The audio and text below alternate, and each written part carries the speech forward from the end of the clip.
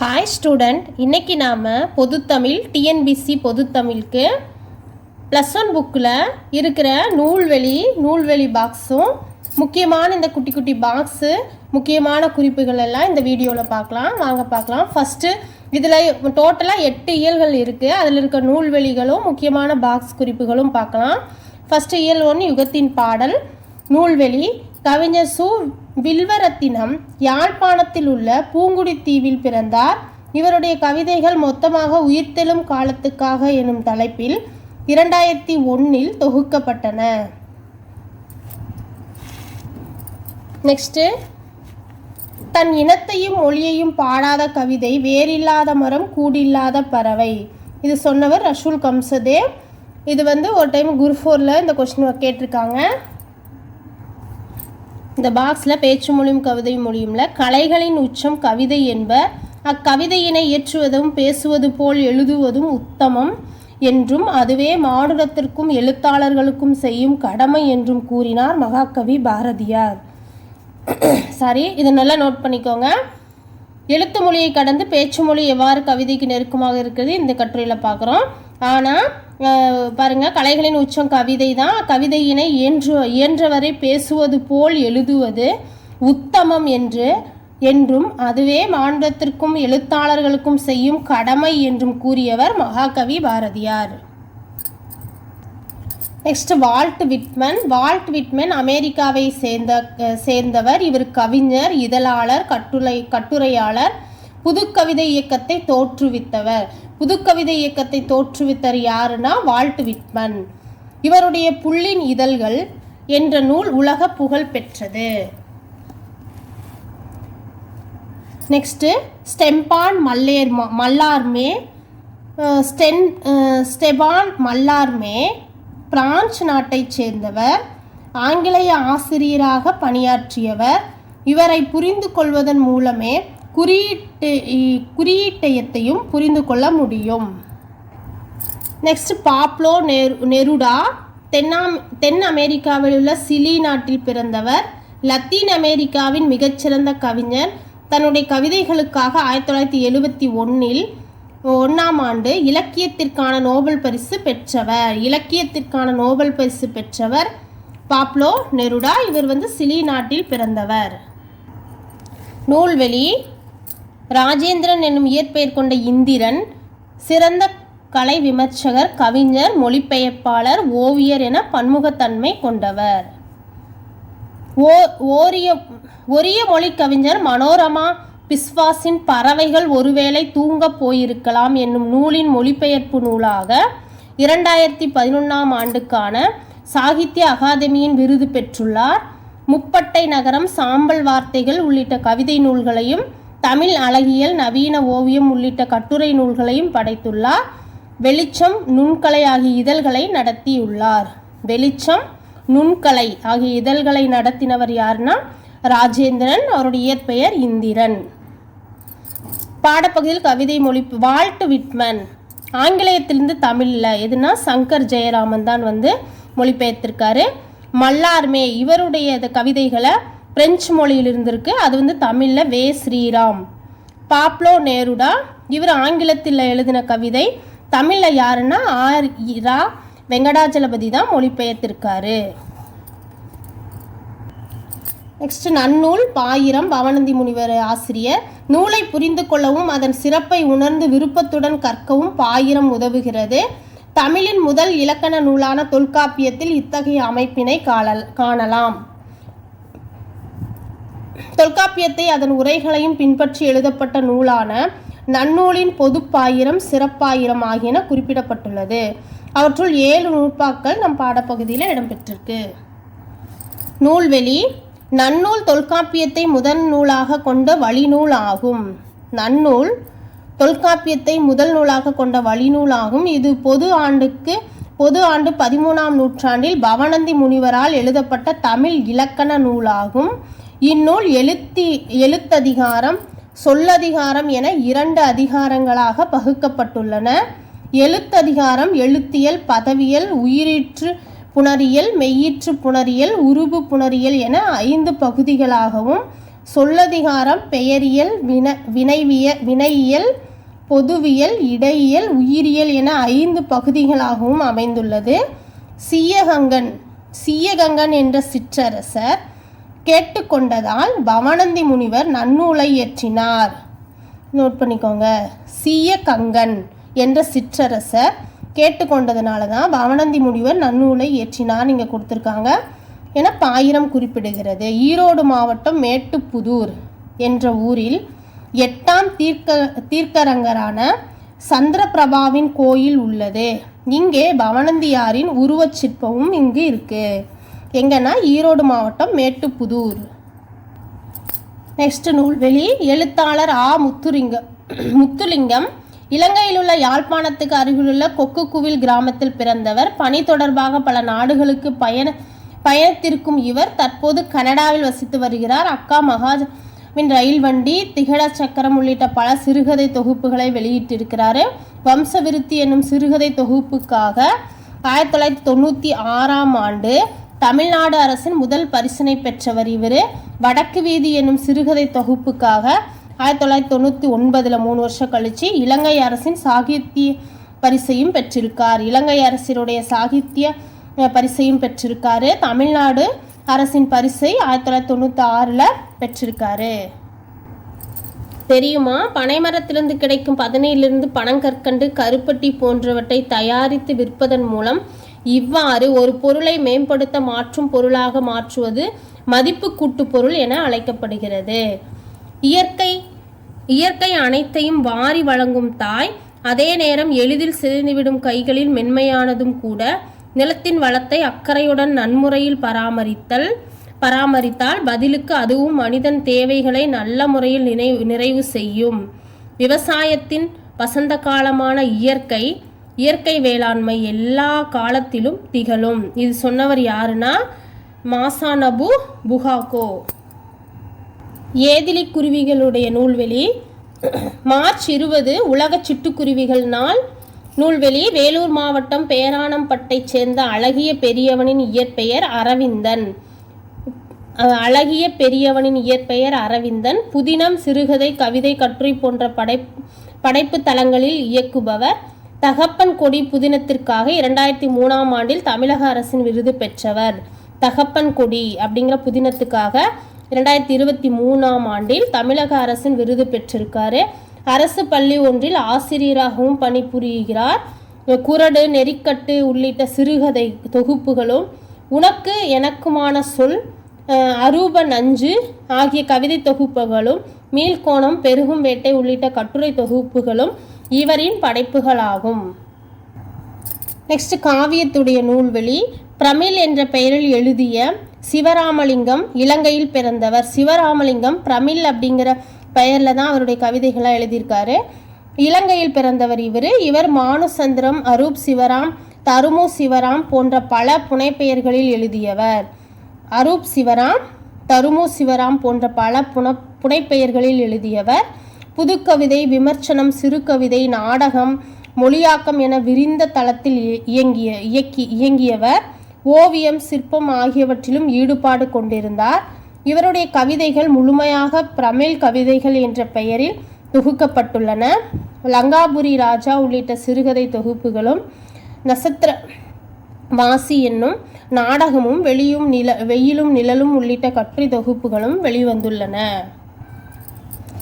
தெரியுமா? பல்லு 96 வகையான சிற்றிலக்கிய வகைகளுள் ஒன்று. இது உலத்திப்பாட்டு எனவும் அழைக்கப்படும். தொல்காப்பியம் குறிப்பிடும் புலன் என்னும் இலக்கிய வகையை சாரும். நூல்வெளி. திருநெல்வேலி மாவட்டம் குற்றாலத்திற்கு அருகிலுள்ள பண்புலிப்பட்டணம் இவ்வூர் பண்பை என்றும் பண்பொழில் என்னும் அழைக்கப்படும். இங்குள்ள சிறு குன்றின் பெயர் திருமலை. குன்றின் மேலுள்ள முருக கடவுளை பாட்டுடை தலைவராக கொண்டு திருமலை முருகன் பல்லு பாடப்பட்டுள்ளது. இந்நூலில் கலித்தொகை, கலிப்பா, சிந்து ஆகிய பாவகைகள் விரவி வந்துள்ளன. இந்நூல் பல்லிசை என்றும் திருமலை அதிபர் பல்லு எனவும் வழங்கப்படுகிறது. திருமலை முருகன் பல்லு நூலின் ஆசிரியர் பெரியவன் கவிராயர். இவர் காலம் 18ஆம் நூற்றாண்டு. இந்த நூல்வெளி பாக்ஸ் 500. இதுக்கு மேலே பாருங்கள் மழைக்கால மலர்கள் கொடுத்துருக்காங்க. காயா, கொன்றை, நெய்தல், முல்லை, தளவம், பிடவம் இதெல்லாம் மழைக்கால மலர்கள். ஐங்குறு நூறுடைய நூல்வெளி பார்க்கலாம். 5 + குறுமை + 100 = 5 ஐங்குறு நூறு. 3 அடி சிற்றில்லையும் 3 அடி சிற்றில்லையும் 6 அடி பேரெல்லையும் கொண்ட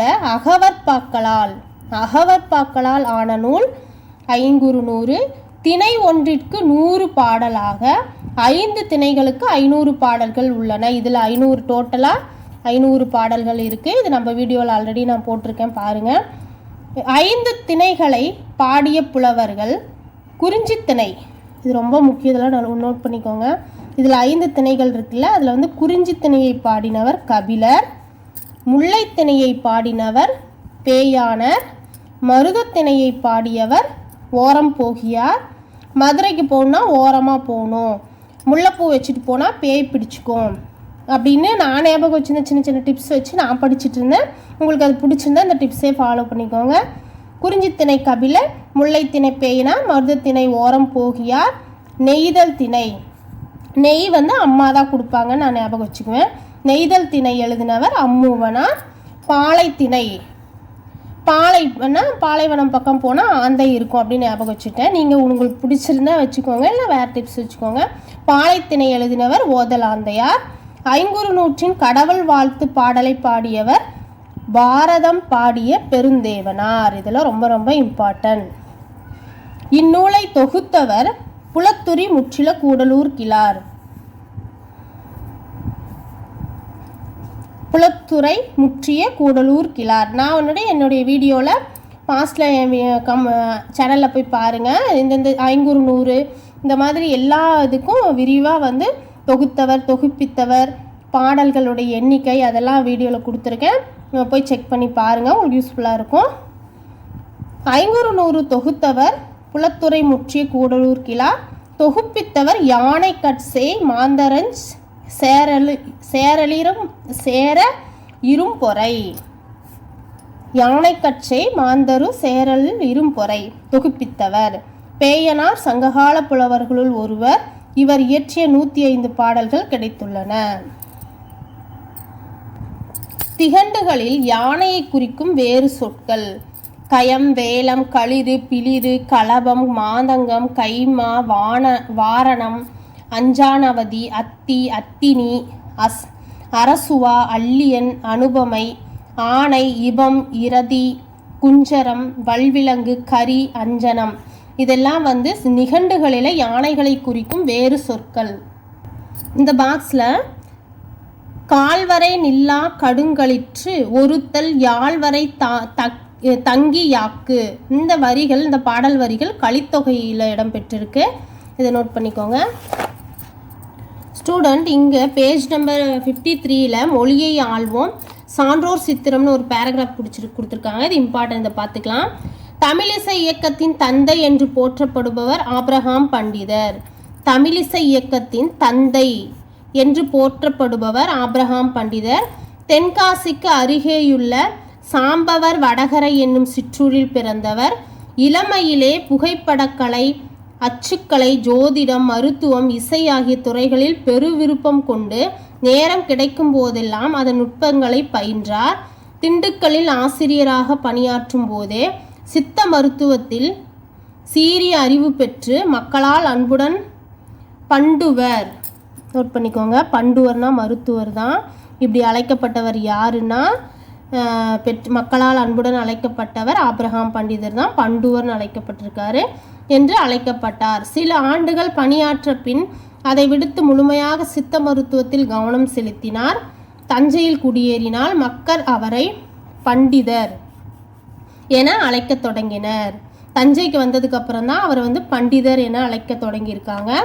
பண்டைய தமிழ் நூல்களில் எல்லாம் ஆழ்ந்த கற்று சங்கீத வித்யா மகாஜன சங்கம், சங்கீத வித்யா மகாஜன சன்னம் என்னும் அமைப்பை உருவாக்கியவர் யாருன்னா ஆபிரகாம் பண்டிதர்.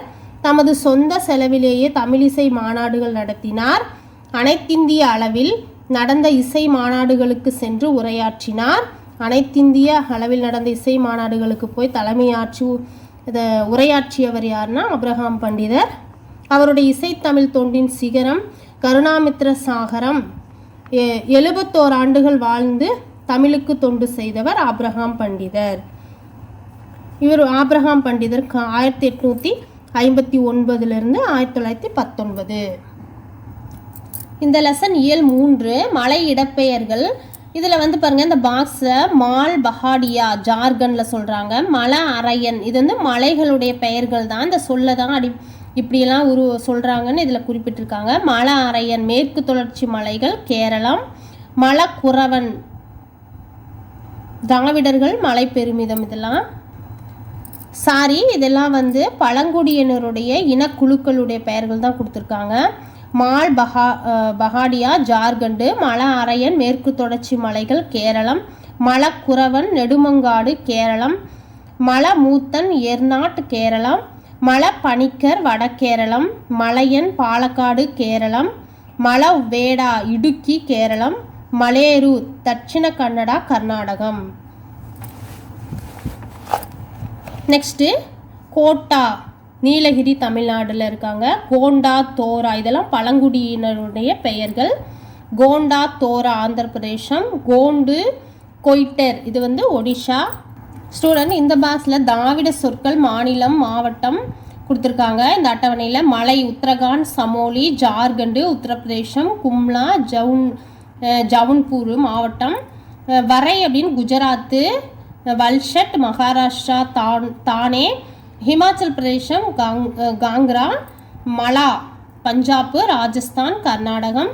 பஞ்சாப் ஜலந்தர். ராஜஸ்தான் அஜ்மீர். கர்நாடகம் உடுப்பி. நெக்ஸ்ட் இந்த பாக்ஸில் கோட்டை கோடு. தமிழ் கோட்டை கோடு. மலையாளம் கோட்டா கோடு. கன்னடம் கோட்டே கோண்டே. தெலுங்கு கோட்டா. துளு கோட்டே. தோடால குவாட் அப்படிங்கிறாங்க. இதெல்லாம் நல்லா பார்த்துக்கோங்க. நெக்ஸ்ட் இது கீழே தென்னிந்தியாவில் மலை என்ற இடப்பெயரின் சிறப்பிடம். தமிழ்நாட்டில் மட்டும் மலை என்ற சொல் 17 இடப்பெயர்களில் முன்னொட்டாகவும் 84 இடப்பெயர்களில் பின்னொட்டாகவும் இடம்பெறுகிறது. நெக்ஸ்ட் நூல்வெளி. இந்தியவியல் மற்றும் திராவிடவியல் ஆய்வாளரான ஆர் பாலகிருஷ்ணன் இ.ஆ.பா 28 ஆண்டுகளாக இடப்பெயர் ஆய்வில் ஈடுபட்டு வருகிறார். வடமேற்கு இந்தியாவில் இன்று வரை வழங்கியுள்ள கொற்கை வஞ்சி தொண்டி வளாகத்தை ஆய்வுலகில் கவனத்திற்கு கொண்டு வந்தவர். தினமணி நாளிதழ் துணையாசிரியராகவும் கணையாளி இலக்கிய இதழின் ஆலோசகர் குழுவிலும் தீவிர பங்காற்றி இருக்கிறார்.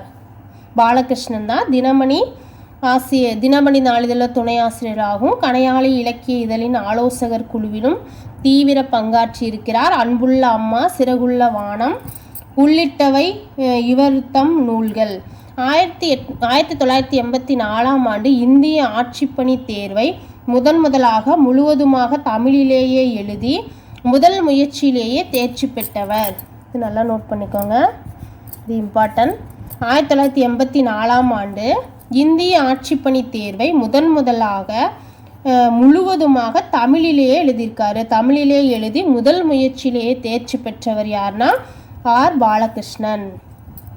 தற்போது ஒடிஷா மாநிலத்தில் கூடுதல் தலைமை செயலர் மற்றும் அம்மாநிலத்தின் வளர்ச்சி ஆணையராக பொறுப்பில் இருக்கிறார். பாடப்பகுதி சிந்துவெளி பண்பாட்டின் திராவிட அடித்தளம் என்னும் இவரது நூலிலிருந்து எடுக்கப்பட்டது. நெக்ஸ்ட் காவடி சிந்து நூல்வெளி. 19ஆம் நூற்றாண்டை சேர்ந்த சென்னிக்குளம் அண்ணாமலையார் பாடிய காவடி சிந்து அருணகிரியாரின் திருப்புகழ் தாக்கத்தால் விளைந்த சிறந்த சந்த இலக்கியமாகும். இப்பாடலில் மெட்டு அண்ணாமலையாராலே அமைக்கப்பட்டதாகும். தமிழில் முதலில் வண்ணச்சிந்து பாடியதால் காவடி சிந்தின் தந்தை என அழைக்கப்பட்டார். காவடி சிந்தின் தந்தை என அழைக்கப்படுகிறவர் யாருன்னா அண்ணாமலையார். தமிழில் நோட் பண்ணிக்கோங்க, தமிழில் முதலில் வண்ணச்சிந்து பாடியதால் காவடி சிந்தின் தந்தை என அழைக்கப்பட்டார் அண்ணாமலையார். 18 வயதிலேயே ஊற்றுமலைக்கு சென்று அங்கு குறுநில தலைவராக இருந்த இருதயாய மருதப்ப தேவரின் அரசவை புலவராகவும் இருந்தார். அதை நோட் பண்ணிக்கோங்க. மருதப்ப தேவரின் அரசவை புலவராகவும் இருந்தார். இவர் இந்நூல் தவிர வீரை தலப்புராணம், வீரை நவநீத கிருஷ்ணசுவாமி பதிகம், சங்கரன் கோவில் திருப்பந்தாதி, கருவை மும்மணி கோவை, கோமதி அந்தாதி ஆகிய நூல்களையும் இயற்றியுள்ளார். நெக்ஸ்ட் குறுந்தொகையுடைய நூல்வெளி. குறுந்தொகை 8 தொகை நூல்களுள் ஒன்று. கடவுள் வாழ்த்து நீங்களாக அத்திணை சார்ந்த 401 பாடல்களை உடையது. நல்ல குறுந்தொகை என சிறப்பித்து உரைக்கப்படுகிறது. குறுந்தொகை நல்ல குறுந்தொகைங்கிற சிறப்பு பெயர் இதுக்கு இருக்கு. உரையாசிரியர்கள் பலராலும் அதிகமாக மேற்கோள் காட்டப்பட்ட நூல் எதுனா குறுந்தொகை தான். உரையாசிரியர்கள் பலராலும் அதிகமாக மேற்கோள் காட்டப்பட்ட நூல் குறுந்தொகை. ஆதலால் இந்நூலே முதலில் தொகுக்கப்பட்ட தொகை நூலாக கருதப்படுகிறது. முதலில் தொகுக்கப்பட்ட தொகை நூலாக கருதப்படுவது எதுனா முதல்ல 8 தொகை நூல்களில் முதல்ல தொகுக்கப்பட்ட நூல் குறுந்தொகை. இந்நூலை தொகுத்தவர் பூரிக்கோ ஆவார். இந்நூலில் கடவுள் வாழ்த்து பாடலை பாடியவர் பாரதம் பாடிய பெருந்தேவனார் ஆவார். வெள்ளி வீதியார் சங்ககால பெண் புலவர்களுள் ஒருவர். சங்கத்தொகை நூல்களில் 13 பாடல்கள் இவரால் பாடப்பட்டவை. நெக்ஸ்ட் புறநானூறுடைய நூல்வெளி பார்க்கலாம். புறநானூறு 8 தொகை நூல்களுள் ஒன்று. புறத்தினை சார்ந்த 400 பாடல்களை கொண்டது. புறம்பாட்டு என்று வழங்கப்படுது. அகவற்பாக்களால் ஆனது. இது அகவற்பாக்களால் ஆனது புறநானூறு. புறநானூற்று பாடல்கள் சங்க காலத்தை ஆண்ட அரசர்களை பற்றியும் மக்களின் சமூக வாழ்க்கை பற்றியும் எடுத்துரைக்கின்றன. கடவுள் மாய்த்த இளம்பெரும் வழுதி. பாண்டிய மன்னருள் பெருவழுதி என்னும் பெயரில் பலர் இருந்தனர். ஆயினும் அரிய பண்புகள் அனைத்தையும் தம் இளமை காலத்திலேயே பெற்றிருந்த காரணத்தால் அக்கால மக்கள் இவரை இளம்பெரும் வழுதி என்று அழைத்தனர். கடற்பயணம் ஒன்றில் இறந்து போனமையால் இவர் கடலுள் மாய்ந்த இளம்பெருவழுதி என்று பிற்காலத்தவரால் அழைக்கப்படுகிறார். இவரது பாடல்கள் புறநானூற்றில் ஒன்றும் பரிபாடலில் ஒன்றும் பரிபாடலில் ஒன்றும் இடம்பெற்றுள்ளன. வாடிவாசல் இதில் கலித்தொகையில் ஏறுதழுவுதலுடைய இது கலித்தொகையில் இடம்பெற்றிருக்க அந்த பாடல் வரிகளை கொடுத்துருக்காங்க. கொள்ளேற்று கொடஞ்சுவானை மறுமையும் புல்லாலே ஆயமகள். அஞ்சார் கொலையேறு கொள்பவர் அல்லதை நெஞ்சிலார் தோய்த்தற்கு அரிய உயிர் துறந்து நைவாரா ஆயமகள் தோல். இது கலித்தொகை பாடல் வரிகள் 103. கலித்தொகை 103.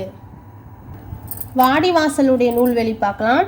சீசு செல்லப்பா சிறுகதை, புதினம், விமர்சனம், கவிதை, மொழிபெயர்ப்பு முதலான இலக்கியத்தின் பல்வேறு தளங்களில் பங்களிப்பு செய்திருந்தார். சந்திரோதயம், தினமணி ஆகிய இதழ்களில் உதவி ஆசிரியராக பணியாற்றியுள்ளார். எழுத்து இதழினை தொடங்கி நவீன தமிழ் இலக்கிய மறுமலர்ச்சிக்கு வித்திட்டவர் யாருன்னா சீசு செல்லப்பா. நவீன தமிழ் இலக்கிய மறுமலர்ச்சிக்கு வித்திட்டவர் சீசு செல்லப்பா. அவருடைய குறிப்பிடத்தக்க படைப்புகள் வாடிவாசல், சுதந்திர தாகம், ஜீவனாம்சம், PS ராமையாவின் சிறுகதை பாணி, தமிழ் சிறுகதை பிறக்கிறது. இவருடைய சுதந்திர தாகம் புதினத்திற்காக 2001 ஆண்டிற்கான இது very very important Sahitya Akademi விருது கிடைச்சிருக்கு. எதுக்கு? சுதந்திர தாகம் 2011 ஆண்டுக்கான புதினத்திற்கான சாகித்ய அகாதமி விருது பெற்றவர் சீசு செல்லப்பா. ஸ்டூடெண்ட் பேஜ் நம்பர் 78 மொழியை ஆள்வோம் சான்றோர் சித்திரமில் தமிழ் பதிப்புலகின் தலைமகன் என்று போற்றப்படும் சீவை தாமோதரனார். இது ரொம்ப ரொம்ப இம்பார்ட்டன்ட். தமிழ் பதிப்புலகின் தலைமகன் என்று போற்றப்படும் சீவை தாமோதரனார் இலங்கை யாழ்ப்பாணத்தில் பிறந்தவர். தமிழ்நாட்டில் வருகை புரிந்து தம் 20வது வயதிலேயே நீதிநெறி விளக்கம் என்னும் நூலை உரையுடன் பதிப்பித்து வெளியிட்டு அறிஞர்களின் கவனத்தை கவர்ந்தார். நீதிநெறி விளக்கம் இந்த நூலை உரையுடன் பதிப்பித்து வெளியிட்டவர் யாருன்னு கேட்டால் சீவை தாமோதரனார். இது குரூப் 4 ஒரு டைம் இந்த கொஸ்டின் கேட்டிருக்காங்க. வெளியிட்டு அறிஞர்கள் கவனத்தை கவர்ந்தவர். 1868 ஆண்டு தொல்காப்பிய சொல்லகராதிற்கு சேனாவரையர் உரையையும் பின்னர் கலித்தொகை, இறையனார் அகப்பொருள், வீர சோழியம் உள்ளிட்ட பல நூல்களையும் செம்மையாக பதிப்பித்து புகழ் கொண்டார். அத்துடன் நில்லாது கட்டளை கலித்தொகை, நட்சத்திர மாலை, சூளாமணி வசனம் ஆகிய நூல்களையும் எழுதியுள்ளார். 6ஆம் வாசக புத்தகம் உள்ளிட்ட பள்ளிப்பாட நூல்களையும் எழுதினார். 6ஆம் வாசக புத்தகம் உள்ளிட்ட பள்ளி பாட நூல்களையும் எழுதினார். யாருன்னா சி.வை. தாமோதரனார். அவருடைய தமிழ் பணி கண்ட பெர்சிவஸ் பாதிரியார். அவருடைய தமிழ் பணியை கண்ட பெர்சிவல் பாதிரியார் அவரை தாம் நடத்திய தினவர்த்தமானி என்னும் இதழுக்கு ஆசிரியராக்கினார். அச்சமயம் அவர் ஆங்கிலேயர் பலருக்கு தமிழ் கற்றுத்தந்தார். அரசாங்கத்தால் சென்னை மாநில கல்லூரியில் தமிழ் பண்டிதராக நியமிக்கப்பட்டிருக்காரு. யாருன்னா சி.வை. தாமோதரனார். பிறகு பிஎல் தேர்விலும் தேர்ச்சி பெற்று கும்பகோணத்தில் வழக்கறிஞராகவும் பணியாற்றியிருக்காரு. 1884ஆம் ஆண்டில் புதுக்கோட்டை உயர்நீதிமன்ற நீதிபதியாக நியமிக்கப்பட்டிருக்காரு. இதெல்லாம் நல்லா நோட் பண்ணிக்கோங்க. நல்லா வீடியோ நிறுத்திட்டு கூட இந்த பேராவை நல்லா 2-3 டைம் நல்லா ஓரலாக படித்து ஞாபகம் வச்சுக்கோங்க. பிஎல் தேர்விலும் தேர்ச்சி பெற்று கும்பகோணத்தில் வழக்கறிஞராக பணியாற்றியிருக்காரு. அப்போ 1884ஆம் ஆண்டில் புதுக்கோட்டை உயர்நீதிமன்ற நீதிபதியாக நியமிக்கப்பட்டிருக்காரு. தாமோதரனார் எந்த பணி ஆற்றினாலும் தமது சொந்த பணியாக கருதி கடமையாற்றுகிறவர் யாருன்னா தாமோதரனார். நெக்ஸ்ட் திருக்குறள். பால், அறம், பொருள், இன்பம் 3 பால். அதிகாரம் அறம்ல 38, இயல்ல 4. பொருள் 70 அதிகாரம் 3 இயல்கள். இன்பத்தில் 25 அதிகாரம் 2 இயல்கள். அறம்ல பாயிரவியல் 4, இல்லறவியல் 20, துறவரவியல் 13, ஊழியல் 1. பொருளில் அரசியல் 25, அமைச்சியல் 32, ஒளிவியல் 13. இன்பம் பாலில் களவியல் 7, கற்பியல் 18. இதெல்லாம் ரொம்ப இம்பார்ட்டன்ட் தான், நல்லா பார்த்துக்கோங்க. திருக்குறளில் இருக்க நூல்வெளி இன்னைக்கு இதில் பார்க்கலாம். நூல்வெளி. திருக்குறள் உலக பொதுமறை என்று போற்றப்படும் தமிழ் இலக்கியமாகும். இது உலக மக்கள் அனைவருக்கும் எந்த காலத்திற்கும் எவ்வகையிலும் பொருந்தும் வகையில் அமைந்தமையால் அவ்வாறு போற்றப்படுகிறது. இது 14 கீழ்கணக்கு நூல்களில் ஒன்றாக குறிப்பிடப்படும் வாழ்வியல் நூல். இது 1330 குறட்பாக்களால் ஆனது. உலக பொதுமறை, பொய்யாமொழி, வாயுரை வாழ்த்து, முப்பால், உத்தரவேதம், தெய்வ நூல் என பல பெயர்களாலும் திருக்குறள் அழைக்கப்படுகிறது. இப்பாடல்கள் அனைத்தும் குறள் வெண்பா என்னும் பாவகையால் ஆனவை. பாவின் வகையை தன் பெயராக கொண்டு உயர்வு விகுதியாக திரு என்னும் அடைமொழியுடன் திருக்குறள் என்று அழைக்கப்படுகிறது. 7 சீர்களில் வாழ்வியல் நெறிகளை பேசும் இந்நூல் 7 சீர்களில் வாழ்வியல் நெறிகளை பேசும் இந்நூல் உலக மொழிகள் பலவற்றிலும் மொழிபெயர்க்கப்பட்டுள்ளது. திருக்குறளுக்கு 10 பேருடைய உரை இருப்பதாக பழம்பாடல் ஒன்று கூறுகிறது. அவர்கள் பரிமேலழகர், மணக்குடவர், காளிங்கர், பரிப்பெருமாள், தருமர், தாமத்தர், நச்சர், திருமலையர், மல்லர் ஆகியோர்.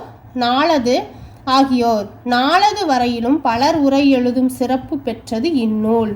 திருக்குறளின் சிறப்பினை விளக்க புலவர் பலர் பாடிய பாடல்களின் தொகுப்பு நூலே திருவள்ளுவர் மாலை. திருக்குறளுடைய சிறப்பை பற்றி பாடும் நூல் எதுனா திருவள்ளுவர் மாலை. தேவர் நாயனார், தெய்வப்புலவர், சென்னார் போதர், பெருநாவலர், பொய்யில் புலவர், பொய்யாமொழி புலவர், மாதானுபங்கி, முதல் பாவலர் என்ற சிறப்பு பெயர்களால் அழைக்கப்படும் திருவள்ளுவரை பற்றிய அறுதியான தகவல்கள் ஏதும் கிடைக்கவில்லை. தெரியுமா? ரெவரண்ட் பெல் என்ற ஸ்காட்லாந்து பாதிரியார் தமிழக திண்ணை பள்ளி கல்வி முறையை கண்டு வியந்தார். இம்முறையில் அமைந்த ஒரு பள்ளியை ஸ்காட்லாந்தில் மெட்ராஸ் காலேஜ் என்னும் பெயரில் நிறுவினார்.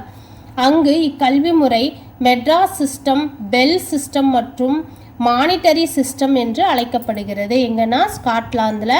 அவர் யாருன்னா ரெவரண்ட் பெல். ஸ்டூடெண்ட் இங்கே முக்கியமான முன்கல்வி வளர்ச்சி தமிழகத்தில் விடுதலைக்கு முன் கல்வி வளர்ச்சி கொடுத்துருக்காங்க. இந்த ஆண்டுகள் பார்த்துக்கலாம். ஆண்டு 1823 சென்னை ஆளுநர் சர் தாமஸ் மன்றோ ஆணைக்கிணங்க பொதுக்கல்வி வாரியம் தொடங்கப்பட்டது. 1826. 1835 சென்னை மருத்துவக் கல்லூரி தொடங்கப்பட்டது. இது இந்தியாவில் முதலில் தொடங்கப்பட்ட 2 மருத்துவக் கல்லூரிகளில் ஒன்று. 1854 பொதுக்கல்வித்துறை நிறுவப்பட்டு முதல் பொதுக்கல்வி இயக்குனர் நியமிக்கப்பட்டார். 1957 சென்னை பல்கலைக்கழகம் தொடங்கப்பட்டது.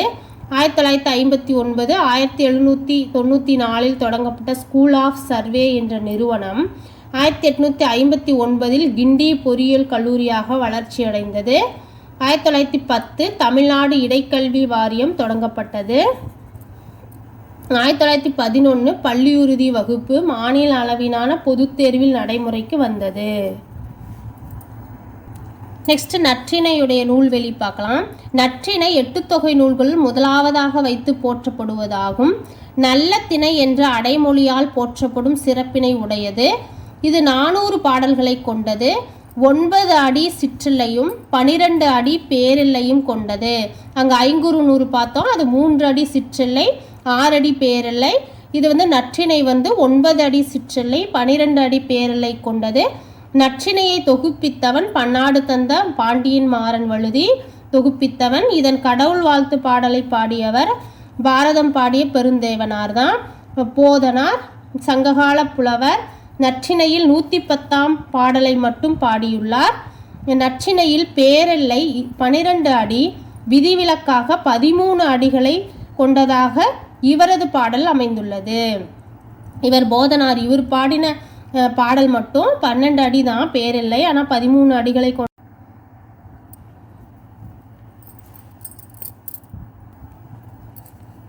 நெக்ஸ்ட் தொல்காப்பியத்துடைய நூல்வெளி.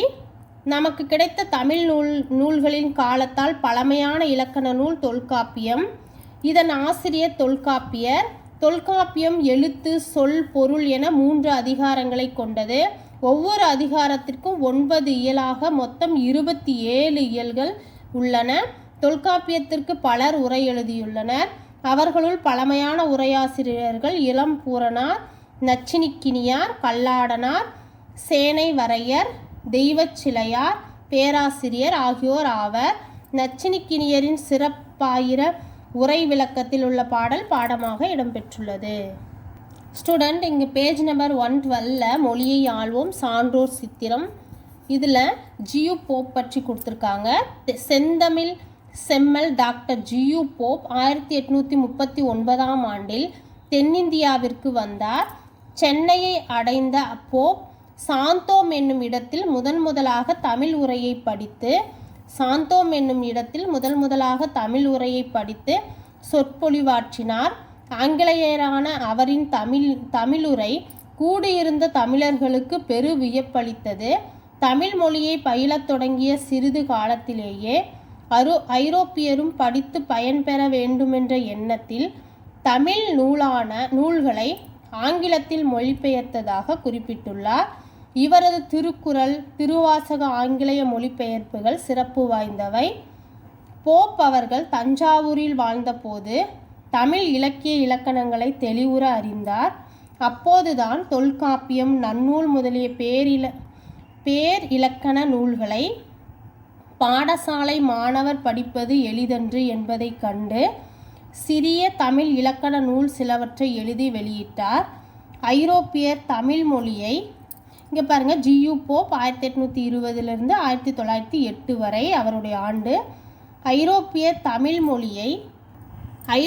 தமிழ் மொழியை கற்றுக்கொள்வதற்குரிய நூல் ஒன்றை தமிழ் ஹேண்ட்புக் எழுதினார். ஆங்கில மொழியில் எழுத பெற்றிருந்த தமிழ்நாட்டு வரலாற்றை தமிழில் எழுதி பதிப்பித்தார். பள்ளிக்கூடங்களில் பயிலும் மாணவர்கள் தாய்மொழி வழியாகவே அனைத்து துறை கல்வியையும் பெறுதலே முறையானதென்றும் அத்தகைய கல்வியே பயனளிக்கும் என்றும் போப் கருதினார்.